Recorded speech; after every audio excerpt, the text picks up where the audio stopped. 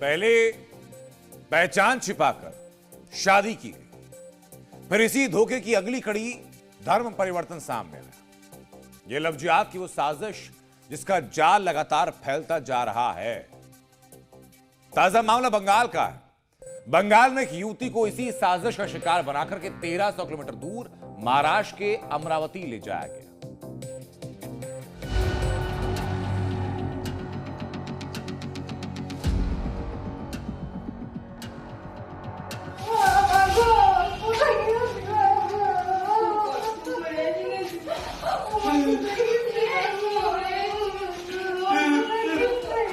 बंगाल के अंदर छल छद्म और धोखे से यहां पर लव जिहाद की घटनाओं को भी अंजाम दिया जा रहा है। बंगाल में जिस छल कपट के जरिए लव जिहाद की साजिश का जिक्र सीएम योगी ने किया, अपने मां बाप से गले लगकर रो रही है युवती उसी का शिकार हुई।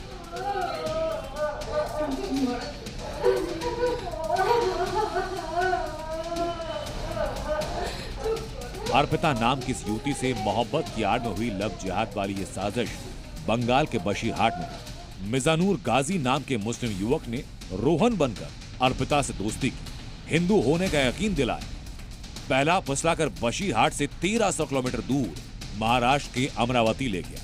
हालांकि गाजी का झूठ ज्यादा दिन छिपा नहीं और असलियत खुली तो अर्पिता ने घर जाने की जिद की, जिस पर गाजी उसके माता पिता को जान से मारने की धमकी देने लगा।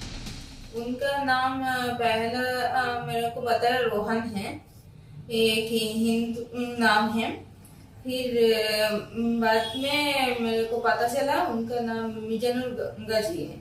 मैं बोला था, मैं जब उनको बोला मैं तो खुद की मर्जी से नहीं है, मेरे माँ बाप के पास मुझको भेज दो, तब वो मुझको डांट रही थी, ऐसे बोल के डर रही थी जो तुम वहां पर जाओगे तो बहुत ज्यादा प्रॉब्लम होंगे और तुम्हारा माँ बाप को मेरा लोग मार देंगे। खुद को कंप्यूटर ऑपरेटर बताने वाला मिजानूर असल में सोने की स्मगलिंग करता था, जिसका पता अर्पिता को बशीरहाट से अमरावती पहुंचने पर लगा।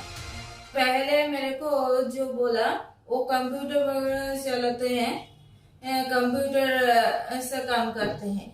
मैं यहाँ पर महाराष्ट्र में आने के बाद मैं उनको दूसरे लोग के बात होने पर ये समझा जो वो स्मगलिंग के कोई काम करता है। पश्चिम बंगाल में लव जिहाद बड़ा मुद्दा है। हिंदू महिलाओं को बहला फुसलाकर धर्म परिवर्तन कर बांग्लादेश तस्करी की जाती है। लव जिहाद के कई केस हाल ही के सालों में सामने आ चुके हैं। बंगाल में लव जिहाद के मामले लगातार बढ़ रहे हैं।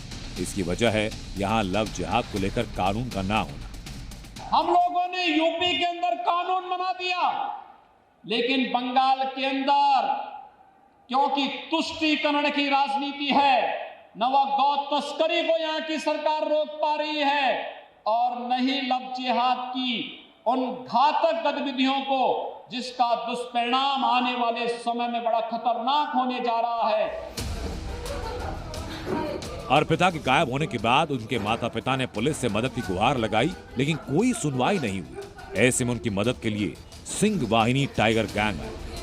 संगठन के मुखिया देवदत्त माझी ने अपने तरीके से अर्पिता का पता लगाया, अमरावती से रिहाई कर परिवार तक पहुंचाया।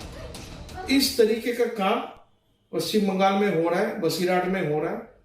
यहाँ पर आम जनता, आम जो हिंदू है, साधारण हिंदू जो रोजगार करते हैं, उपाय करते हैं, मेहनत करते हैं, उनको इस तरीके से परेशान किया जा रहा है।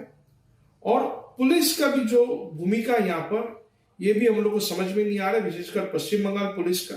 हबीबनगर एरिया में वेस्ट बंगाल से भागे हुए एक लड़का और एक लड़की वहाँ पे अभी रह रहे हैं। उसके बाद उस लड़की के कुछ रिलेटिव भी पुलिस स्टेशन आए थे और उन्होंने हमको मदद मांगी थी, तो हम हमारे स्टाफ के साथ वहाँ पर गए, लड़का और लड़की को पुलिस स्टेशन लेके आए।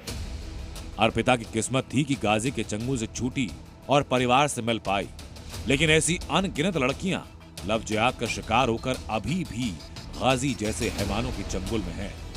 ब्यूरो रिपोर्ट, जी मीडिया। इस लव जिहाद से निपटने के लिए उत्तर प्रदेश में सख्त कानून हैं। मध्य प्रदेश में, हिमाचल में भी कानून बन चुके हैं।